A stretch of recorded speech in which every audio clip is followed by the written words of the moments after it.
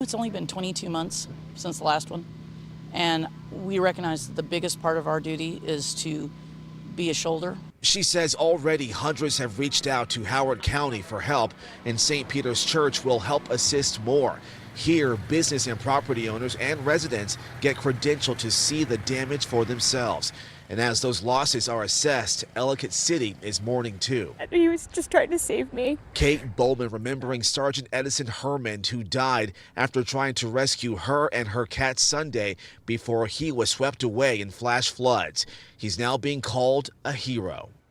I'm Justin Finch, News 4.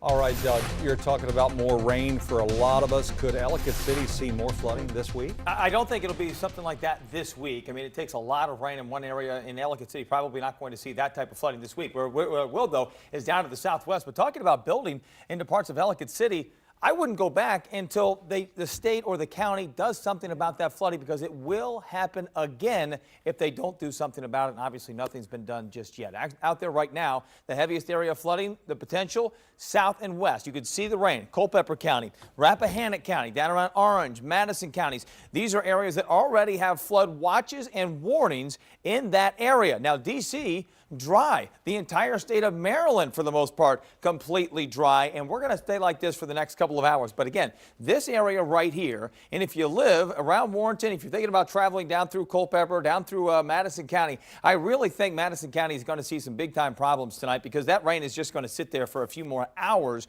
before it starts to release and make its way back up to the D.C. metro area. Here's all the rain down to the south. And you can see this line right here. This line is not moving much at all. It's just forming more and more storms along it. Eventually, we'll start to see this rain release back to the D.C. metro area, so we will see more rain as we move on through the overnight hours tonight and into the day tomorrow. Here is the latest on Alberto, making its way in towards the Great Lakes, unbelievably. The only May storm ever to do that this time of year. Just incredible. And we continue to see more moisture moving in.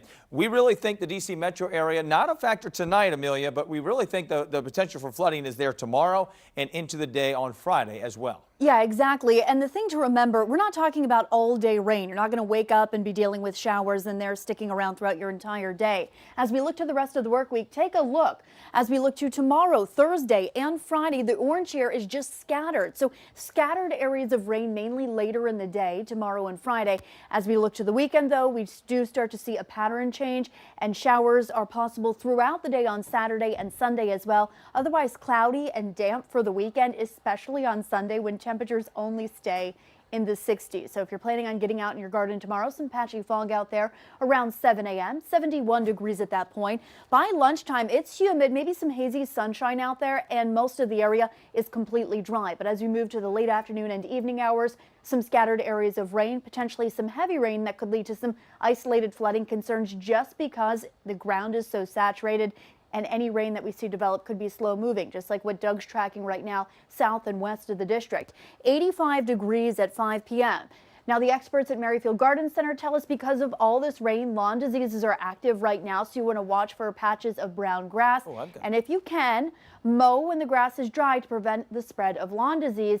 And if you do suspect lawn disease, you want to treat it to control immediately. But Doug, this month, it's the third warmest May so far and the 8th wettest May on record. So we kind of went from winter to summer and really didn't get a lot of spring. Yeah, and it looks like this summer could be extremely hot as well. I'm unveiling my summer forecast coming up tomorrow. How many 90-degree days? What about the hurricane situation? I've got that for you coming up tomorrow morning during the 5 o'clock hour. But again, 85 tomorrow, a chance of scattered storms, but any storms could dump very heavy rain. Stormy on Friday, maybe even a couple of strong storms on Friday. Saturday and Sunday, yeah, we've got rain, but it looks like this would be just a steadier rain Saturday and Sunday, so a little bit of a washout and cool conditions on Sunday.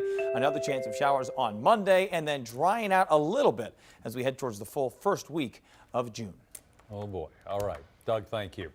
Hey, we've got more bad news from Hawaii as it deals with eruptions and more evacuation warnings. Because still ahead, the effect that the dramatic pictures we've all been seeing are having on the state's biggest industry, which is tourism. And all new at 6 tonight, a young girl unable to walk because of a rare medical condition. Her inspirational story as she overcame adversity to graduate with honors.